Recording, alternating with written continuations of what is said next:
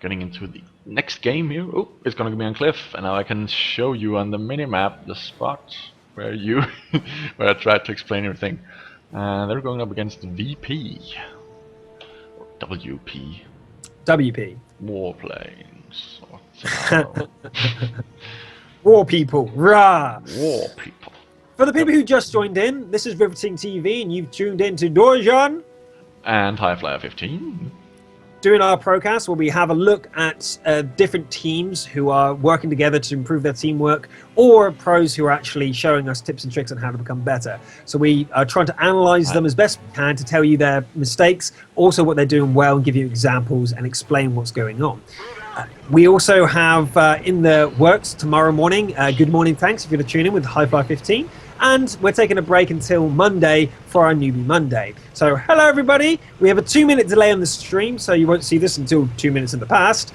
And so we won't be able to respond to all your messages in the chat as quickly as we usually do. That's it. And I'm trying to say no to my girlfriend. She's talking to me. I can't talk to you right now. Anyways, let's see. Okay, here we go. I was talking about the E2 F2 spot, the spot where you can shoot down at the enemy from up in the middle. You can go up that hill now. Yes, of course. We saw that in one of our games that we played, and even in E6-7, if you're in a French tank, you can't look up there. You cannot look up there, it's way too high, and it just takes you apart. Now, Fluke Killer here is doing a fantastic job of spotting, although if he had a bit more time, he would have turned his tank fully around so he could have easily drove away. At this point, he's a very easy target with this entire site. Oh, look at this taunting, lost you aces. That's very good. Now, if Fluke was bad, he'd be shooting right now. He's not shooting because he doesn't want to reveal himself. He's going to wait until the very last possible moment before he moves, and look at the amount of sights he's done and how much damage that IS-3's taken. Just from him being seeing him, but he's going to be moving now. Yep, there we go. The IS-3 spotted him by moving forward. Yeah, I think that was the 50-meter rule coming into effect because he didn't fire, so there was no reason for him to be spotted. Well, we know that we've got a Phantom here in a very unusual position. The IS-3s over the other side of the hill should be seeing him head on. He's not moving or responding to that, so I wonder if he's actually going to take some damage now. But great shot to the T-34 on the side. Yep. He obviously was taking advantage of that, of the enemies not being able to see him. He understands the IS-3 is not able to look down if it's behind a hill. So there you go, there's the shot. Yeah, when he dings back. But let's take a look at Lildeucedeuce. And did he hit the ground? I think he did. He was trying to take a shot at the Panther 2. Another Panther 2, so yay, let's see how it can do this time. So far it's only taken one shot from the IS-3, it looks like that. And yep. The Tigers are in battle over here. Again, being the defensive people around the hill, not pushing forward because why should you? You have artillery cover. Why move? Although they are being a little bit aggressive, even though they have artillery cover. Zoltar is pushing way far forward for someone who's got artillery cover. However, I believe he knows the reload times of the IS-3. He's going forward to take advantage of that. Plus, at these positions, the Tiger 2 are artillery safe, and they can angle their tanks really well. So the Tigers are doing really well, showing their worth here, and I'm actually really hoping that we're going to see more Tiger 2s in the ESL. Yeah, I really like that tank. It's as I've said before, it's my favorite tank, design-wise, because it's just awesome. Ooh, an ace. Okay, that's a bit close. Ace of Spades. I totally zoomed in on the icons they have on their tanks. And we got a full-blown screen of it. Well, the Tigers have moved back to their defensive position because they knew that they were pushing a little bit, but they were just trying to chase the IS-3. Being silly enough to push that far across the field. Yeah, just trying to punish him. Yeah, do you know what's interesting here? They actually using what I think is a very common tactic on this map. One defender on the left-hand side. Now, the enemy went for a Ferdinand, is it? Sorry. Yeah, Ferdinand, defending at D2. Now, that's very common. I often see in these tank company battles, or even in random games, if you send one TD to that side, you've got a hell of a time getting past him. They can stay artillery safe quite easily, and against another tank, as long as he doesn't come out to engage him, he's pretty safe. So I think the interesting choice here is using the T-32 at this point and not the T-34. Why do you think they're using the T-32 instead of the T-34?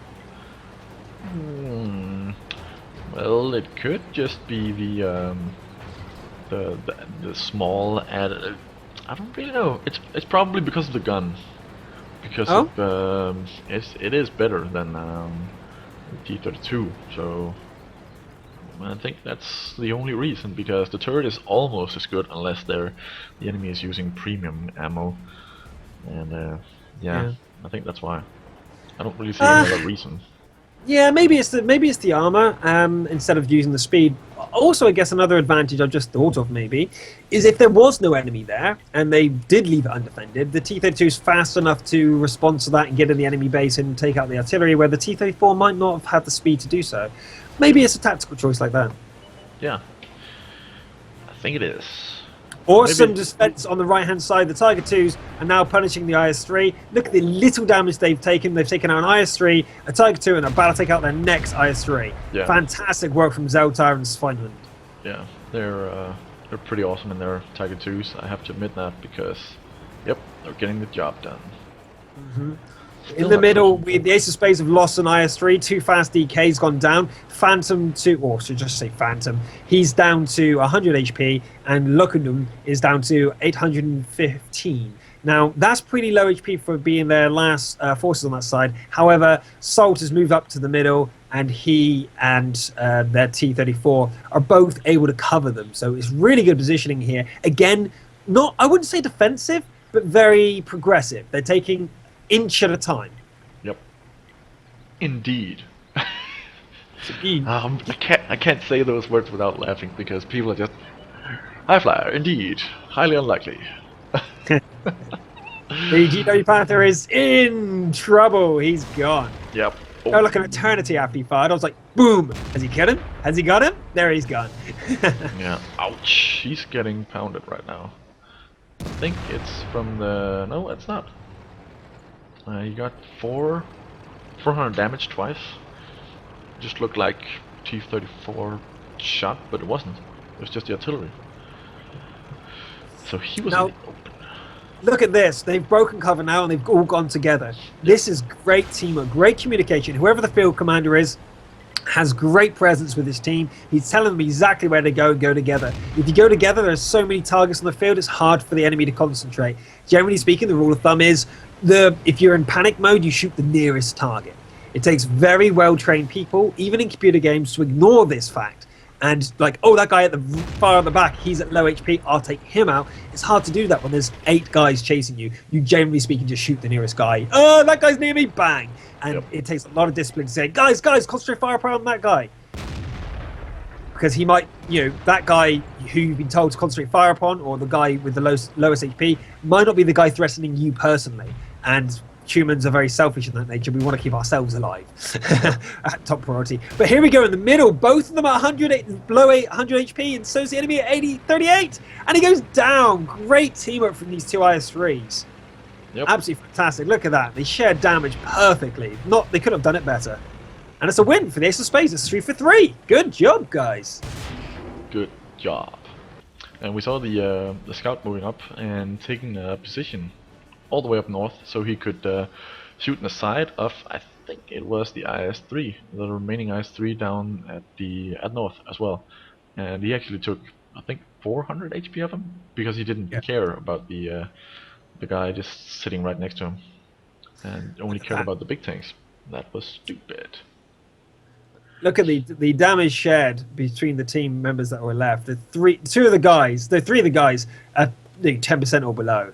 That's really good work, especially with the Tiger 2s. Although the Tiger 2, Salty, it's probably not his name, Salt, he got hit by artillery on the field twice, and that's why he was so badly damaged. Other than that, they were really good. The thing is, you've got to realize you have to take damage if you're going to charge the enemy base. You're going to take damage. But if you're too cowardly, you don't want to take damage, your teammates will take that damage instead. So you've got to go together. You've got to be... you've got to trust your teammates and go with everybody. If you go on your own, you're asking for it, basically. Yep. The artillery were very effective on that map. Yeah, it was third highest, I think.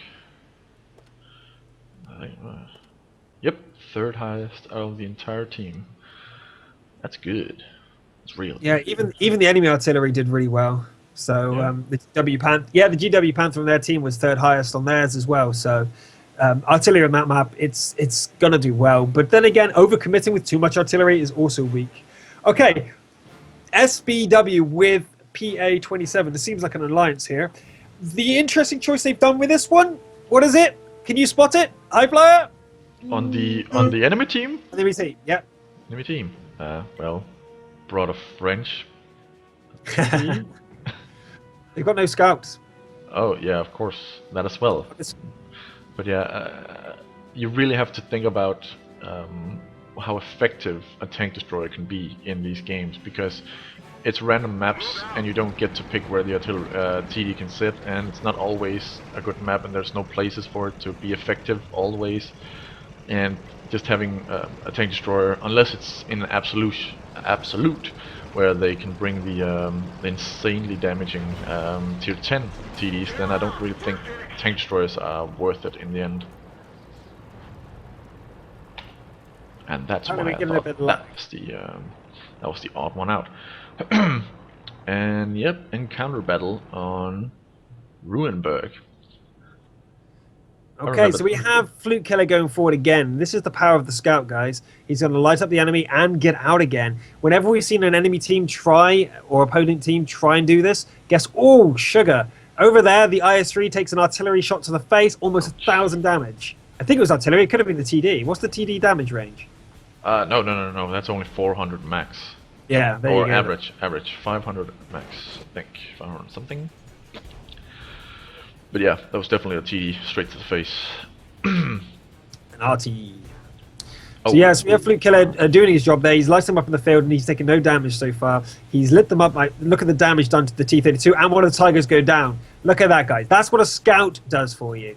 And going without a scout is just dangerous. I'm surprised I've only got one, to be honest. But then again, it's always a balance between how many scouts you've got, how many artillery you've got, and how many tanks you've got. If you go for too many scouts, you're going to be lacking of tanks. If you go for too many artillery, you're going to be lacking on tanks. If you go for too many tanks, you're lacking on scouts. It's a fine balance. Yep. Easy. Let's have a look at the positions of the tanks. We know most of the opponents for Ace of Spades are in the field. As we found out as they were going up, there was, what, 4 did we see? 4, 5? Spotted. Plus the TD moved through the down the middle. Yeah, so he's actually retreated because he's French and he's super fast. So we haven't seen the rest of their team, which is interesting. There he goes their enemy artillery because, again, the scout spotted him. I expect to see them in town. Yeah. Some of them are definitely pushing in the town.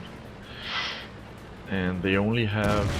Okay, they both turned around, but there was only 2 fast turnaround for the... Oh, we also received a big punch. The city has to push forward into the alley where artillery can hit them to support. Yeah. Now the two IS-3s died there, guys, because the enemy were allowed to push up. The guys supporting on Ace of Spades were too far north. If they were a bit further south, they would have stopped the opposing team getting to where they are now. Exactly where they are now was able to take apart Too Fast and Loki. Yep. So we'll see if Ace of Spades can come back from that. Yeah, we saw Saltefan move out very quickly because he knew that IS-3 shouldn't be allowed to get into a position where he could be bouncing with his front armor, so he just pushed out there, took a shot, took him out, and yep. This is what Highfly was on about. Prune Smart just decided to sit there where he's not artillery safe. Exactly what Highfly warned, and boom, there he goes. They had to do this because of the enemy's play into this column.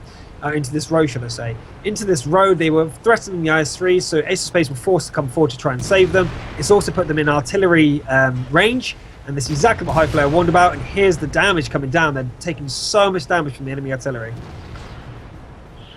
Yep. And, the enemy also gets the middle, so... Coroso... Ceroso gets taken out by the T-32, pushing through the middle now. And Svinehund takes out Leopard in the IS-3, pushing through the middle. Let's see what's... Oh, they only have the Tiger 2s left now.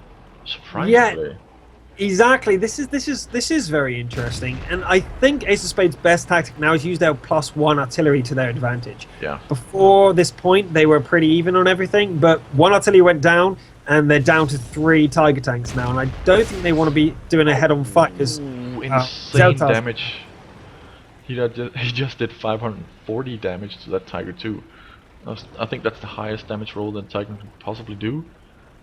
Yes, that was insane. Was it 2 shots at once? No, I have the mod on where the damage flies up. Okay. And that was... Oh, he's sitting in artillery. Nice artillery, and managed to take out the IS-3 that took out the last Tiger down south. So now we know exactly where enemies are. However, the T-50-2 goes down. That's huge. If he was still alive, the artillery would be way more useful, as we've said many times here today. So we have 3 artillery, but no scout, and 1, I'm about to say 2 Tigers, 1 Tiger. And he's okay, he's at 50% HP, so he's okay. Yeah, he's not in a bad condition, and with the artillery moving correctly around and doing some TD mode, this could definitely be a win, because they have 2 fast artilleries with the Lorraine and the GW Panther. So let's see if they can get this one in. No, there we go. And he used his shot, so the GW Panther can go out there and take a shot without fear of being punished. Oh, can he? What the devil? He bounced. He bounced. He did 300 damage. No, that was not him. That was not him. Oh, that was the Lorraine. Lorraine just died on the... The other Lorraine? Yeah, he just died up there. Super close. Ouch. That was weird. Yeah. That's interesting what the formation of... Oh! Famous on the ball! That could have been a game changer. Now it's 1 tank apiece. Both Tiger 2s, a GW Panther, and instead of a Lorraine versus Lorraine, it's an Su-14. So, wow, okay. That might be a game changer, because the Su-14 is better against heavy armor, but not so good against the lighter armor because it's a slow turning rate compared. Yep, oh, and we have action down there in the middle. Ooh, their target's down to 129 HP. What do you think the best choices for Ace of Spades would be right now? I think it would be getting the... oh wait, they have 2 fast artilleries. I think it would be to play it very safe, have the GW Panther spot a little bit, you know, behind the Tiger 2, to see that the GW Panther sits still in the bush and just get a free shot. Dang it. Well, right, it's up to killing this Tiger. If they kill this Tiger, 1 Tiger still alive and the other one down. Is he going to go for point blank? He's going to go for a snapshot. Yes, he gets in. That was nice. Yeah, okay. Now they can basically go into the cap zone and maybe start or play it insanely defensive. They know where the GW Panther is right now, so this is all about teamwork between these 2 players. The GW Panther is the better artillery to keep alive. They lost the Su-14, would have been devastating early on, but right at this point, it wasn't that big of a loss, really. I mean, every loss is huge, but it was the better of the 2 if they had to lose one. Yep. So the GW Panther's still alive, and Salt's still alive. Now, they kind of split up. I'm not sure if that's wise, but... No, but the GW Panther's sticking to the corner over there, while the Tiger is deciding to go around and do the spotting. Oh, behind him. Oh. This could be what he misses. He was not as lucky. Here's Bismarck, and the snapshot gets him back. Yep. That's crucial, because now here Bismarck will definitely die on the next shot against him. Yeah, and his reload speed isn't fast enough to be able to...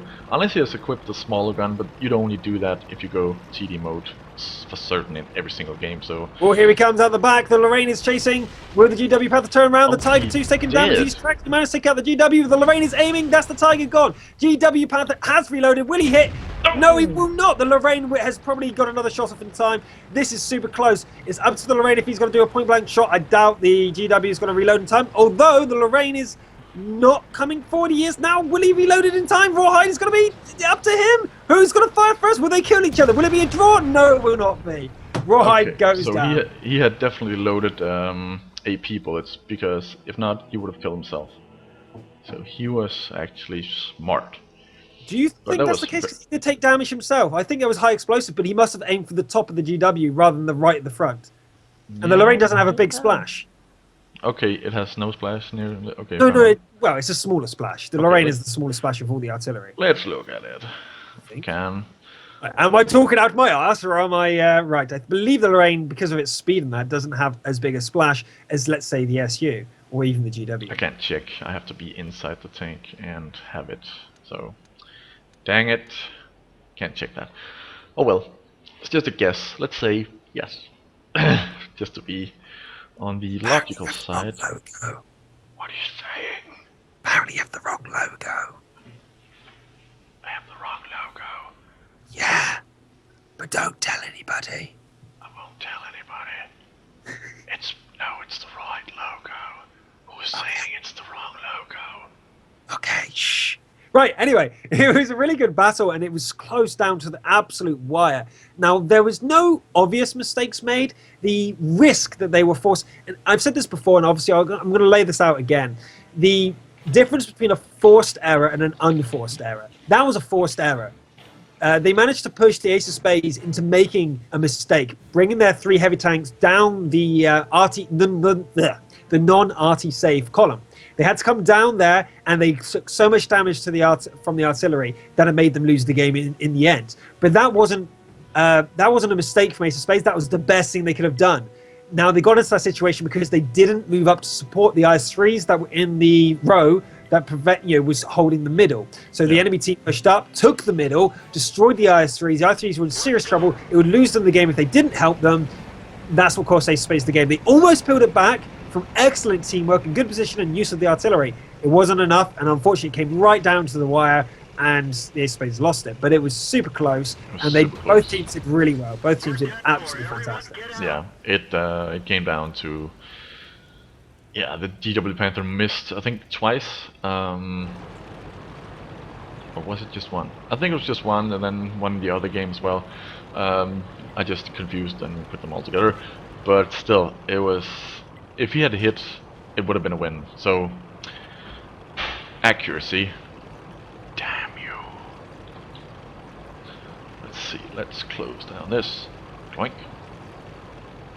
There we go. Right, so we have, let's look at the lineups. I think they've faced these guys before. Or at least their lineups are identical to one beforehand, almost. Oh no, here we go. No, differences to the other lineup, the T-44 and the Type 59. Again, people choosing meds over scouts. Now, guys, scouts, the meds should not be scouts. No. The meds are a totally different role. Meds can be used well, and at the moment no one's figured out how to use them very well, or have decided to play it safer with heavies. But medium tanks are really good for coming out with a heavy and doing that rapid fire damage, or making the break for it when the enemy have fired. So you move your 3 heavy tanks forward, and the enemy tanks shoot, damage the heavy tanks, and then the meds come and zoom around the corner, around the back of the heavies. The heavies now are in panic mode. They either turn their turrets to shoot at the meds, leaving the back of the turrets free for the heavy tanks to hit, or they ignore the meds, who have got to do rapid fire into the back. And the DPS of medium tanks are generally higher, because they fire so quickly. If they can hit every single shot in a weak spot and they're ignored, their damage is actually just as high, if not higher, than other heavy tanks, and they can move really quickly. So that is the advantage of med tanks, because if one in line doesn't meet the enemy, they can reposition with the other heavies immediately. So you can have 2 groups of 3 heavies and have 2 meds moving between the 2 groups where needed, rather than waiting for the entire heavy group to come back. It can give you that extra time to have an extra set of guns with you. So meds can be used well, it's just very rare. Now, this is an interesting choice I see from the team. They're using the fluke killer, the T50-2, down in the valley, rather than using the 50-meter rule up in the corner at G7. Yeah. Let's see, but because the enemy is playing very defensively, and the T50-2 is just sitting down there with his butt towards the enemy, and they're just waiting for them to show up, because, well, that's what you do in the T50-2. And when you have your that was good sighting of the artillery. Yeah, it is. Just a second. Ooh. Talk, doing I will. stuff. So the heavy tanks at the top there are engaging very nicely. The TD is up there, showing its strength of being at the front. It's about to go down though. It did enough damage in the meantime, held back 3 tanks, the 3 Tiger 3s, that are doing really well together. The enemy artillery are trying to hit the Tigers, but it's failing because of the high angle they've got. They must be positioned around A7, which means that they must have a tank there to defend it. then Too Fast is moving down over the top of them with his IS-3. It's a very dangerous maneuver because he cannot look down, so he has to come down the hill. There he goes.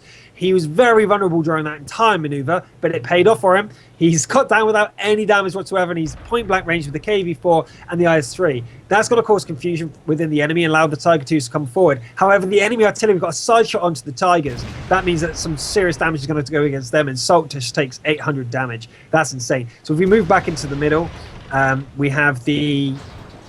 Where is he? The T-34 trying to engage over on the right-hand side. And on the other side, I'm going to try and get through to who it was. Bruce Martin is T-32 taking on an IS-3. Now, we're going to see who's the better one, the IS-3 or the T-32. And the IS-3 is bouncing a lot. No, there he goes. He went through. It was actually the T-32 who bounced. So at the moment, there are pretty similar HPs. And the T-34 is making a break for the base. But again, this is interesting. The medium tanks that were protecting the artillery have not repositioned. They're still protecting the artillery, yet nothing's coming down there. Mistake, we'll find out. The Ace of Spades is going to win this. Oh, great maneuver from Perun Smart. He came back, realized the T-34 was in trouble, taking out the T-32, distracted, taking on the other T-34, so went down the hill to take him on instead of trying to take on the IS-3 from the front. God, getting tongue-tied there. Up the top there, the Tiger 2s are sharing damage like a boss. 2 of them down to 100 HP, but the other one at max HP. The IS-3's done really well as well, but there goes the artillery, taking out the Swinehund, who decided to come forward to take out the IS-3. That was very risky of him. He knew the artillery was up there. However, he must have looked at the score sheet and saw that his team was doing incredibly well and he could afford to die. Yeah, all of a sudden, the enemy died, and the Ace of Spades has only lost 3 tanks. I actually thought it was a much bigger brawler over there, but obviously it wasn't. And they kill each other, so they just killed each other. Weird. And Fluke Kill can now move freely because there's only artillery left, and it missed, so here's to some free XP. 2, 1. Boop. Oh. Ah, 4 HP, ram him! You should have just rammed him. Yeah. Kamikaze! Oh, brilliant. Okay, well played. Now, that was actually a really interesting battle. Many things happened at once that were intense, and you might not have caught it all in the cast because we could only look at one place at once. And we'll take that as our final battle for tonight, since it's 5-2. And we'll just discuss that last battle in a bit more depth. On the east of the middle. In Abbey, there's obviously the 4 main paths. You have the far west, the west of the middle, and the east of the middle, and the far east down the other side. So we have these main paths you can go down. There's other things you can do during them. 3 of the paths were being used, and the 4th path was being predicted to be used. The opposition situated their their medium tanks to protect the artillery who were going to the far east. They were expecting, I guess, the T-50-2 to be going down there at one point, which never happened. Now, the T-34 went down the middle east, and the T-32 went down the middle west. This actually prevented the enemy from being all in one place. They had to be spread out, and they did the exact same thing, but with an IS-3 and a T-34 themselves. So they had a T-34 and an IS-3 versus the T-34 and the T-32. Now, the reason the Ace Spades came out on top was the superior teamwork. The T-34 came out, made the T-34 on the other team shoot at him, and the T-32 realized this, reversed off the hill, took a shot into the back of the T-34, killing him. Now, unfortunately, the Ace of Spades T-34 was taken out then by the artillery, but that's a good thing because the artillery couldn't then be shooting at the Tigers, who were pushing on the west. So then you've got it happening all at the same time, everyone helping each other, even though they're maps apart. You had the guys on the far east helping the guys on the far west. However, you had the artillery with the T-44 and Type 59 protecting them. The Type 59 and T-44 didn't redirect. They didn't see where the T-50-2 was, and they spent 8 points defending the artillery from nothing. 8 points. If the Type 59 wasn't even there, I believe the Type 59 was taken out because it was in the wrong place, but the T-44 didn't even help against the T-34. Damn, the T-44 against the T-34. T-44 against the T-34. God damn. Yep. T-44. Anyway, that was actually a really interesting match. Yeah. Very interesting. And if we look at the damage report from the artillery here, 1,802 from the GW and none from the Hummel on the ATT side. I'm actually really surprised. Was he the one taken out really? He was the one taken out really early on. Yeah, the Su-14 took 1,000 damage before he died as well. Yeah. The GW on Ace of Spades did 1,069. Lorraine 0, and the Su-14 867. Lorraine did zero damage. That's that's incredibly unlucky. Yeah. Surely that's just unlucky. Yeah. He must have been swearing at the random number generator there. Yeah, I know him, or I know him, but I know who he is, and he's been swearing. I know that. But, look at the Fluke Killer, right? The T50-2. He didn't do much either until right at the end. Now, that's an important thing to know. T44, 8 points. T50-2, just 5. Not only is it just 5, it was able to get to the front end as soon as it was needed. As soon as they knew exactly where all the enemy tanks were, it disembarked and got there immediately. So it's faster and cheaper to protect the artillery. And it protected the artillery not by its gun, but by its vision just being there. You could use a T1 Cunningham 1 point to defend your artillery as long as it's in the right place. And that's what you see in the 7v7. And that's kind of what cost them the game, because if they just had one more tank with the northern force, the northwestern force, or even one more tank in the middle to defeat the T34 and the T32, that would have freed up their heavy tanks in the middle, who could have pushed through the middle or come back around to help against the Tigers. Anything could have happened. They just had to win one flank. Being down one tank is huge, and that's what happened. Yep, certainly was. And yeah, it's great games by by my clan. Well represented, guys, and it was a pleasure casting them because they weren't doing any silly mistakes, so we weren't sitting here bashing them on just have to. Yeah, like the T50 on the last ProCast where we he was new to the whole scouting scene, but we didn't know that. It was either totally new for the cast, the whole scouting scene, because we checked his account, didn't we? Yep. He wasn't particularly experienced. No. It could be that he just, every time he did scout, it was with the old engine without the physics. Yep. Without the physics, and that probably is what cost him it, because it's really made a huge difference, hasn't it? We've seen such a big difference in the scouting quality since the physics came in, and there's not many scout drivers out there that are supremely good in the physics engine. There just hasn't been enough time for them to train on it. Nope.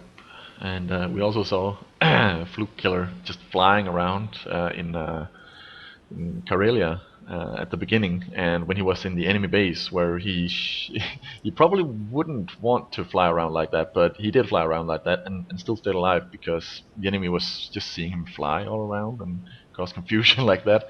So sometimes it can be good, and sometimes you really have to control your vehicle. Yeah, exactly. We've seen some amazing power slides and stuff, whether they're intentional or not. Even in Tuesday Company battles, we saw some really good power slides. And one guy was actually driving around the hillside, like on the hill. That was really cool. So, yeah. Yep. So that's the end of the ProCast tonight, guys. I hope you really enjoyed it. The Ace of Spades guys were really solid. I hope we got to see them in ESL soon or something. Yep, I've told them to, or actually we have a forum where all their tournament schedules and just such like that, ESL and Super 6, Easy 8 and stuff like that. So I'm definitely going to. Solid. Yeah, I'm definitely going to be. I'm going to tell Simon to look out for them, so he knows and we know when they're in the tournament, so we can get a few rounds with them, see what they do when there's money on the line. Indeed. Now, who's their field commander? Do you know? Who calls the shots in the battle? I would say someone, but I'm not sure. You're not sure. Well, you should find out. We should get them on the show and have a few field commanders and ask them more questions about how hard is it to make a decision in the moment, to actually respond. We saw one of the biggest strengths of Oda Mortis when they were on top of their game was redirecting artillery constantly. It was a case of, okay, we've won that side now. Artillery, move over. We've gained this territory. They're not here. Move artillery. So they were constantly moving position. Okay, reposition, reposition, reposition. And it was all about the repositioning. So, yeah. Yep. It's really interesting, and it's all on the field commanders make these calls. As a player, you're not going to be moving unless you're told. Because you just last thing you want is a rage from your field commander. Yep. Yeah. So it's 10 o'clock, and we're off. Off until tomorrow morning, and you've Yep. got High Flyer in the Zone. And then if you want to see us again, it's Newbie Monday, and we don't have a topic just yet. We do have a topic. We do. What is the topic? I will find out for you because you don't know, and Yeah. I know. Okay, well, while you find out, yeah, the ProCast is always a little bit shorter, guys, unless it's a special. Generally speaking, we need to end the week on a more concise note. If we ramble on about the ProCast, it'll be too much for you guys. If you missed the show and you just tuned in, sorry about that. We are on a 2-minute delay, so you're seeing us from 2 minutes ago. And the video will be here in our Twitch TV. We don't switch off the archives for you guys, so you can click video and check it out in about 5 minutes' time when it finishes processing. So if you missed it, go ahead and watch that, guys. Give us any feedback at rivetingtv@gmail.com. The email is below if you didn't understand me.